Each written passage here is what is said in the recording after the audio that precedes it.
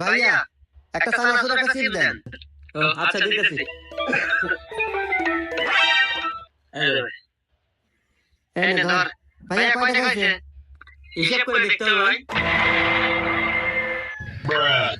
10 আর একটা চানাচুর 10 মোট 1010 টাকা ভাই। আচ্ছা দিতেছি ভাই। এই নেন। এ ভাই এখানে 10 টাকা দিলেন মাত্র। 10 টাকা মানে কি কন? আমি হিসাব করে দিই। খাতা কলম দেন। এই ধর তো।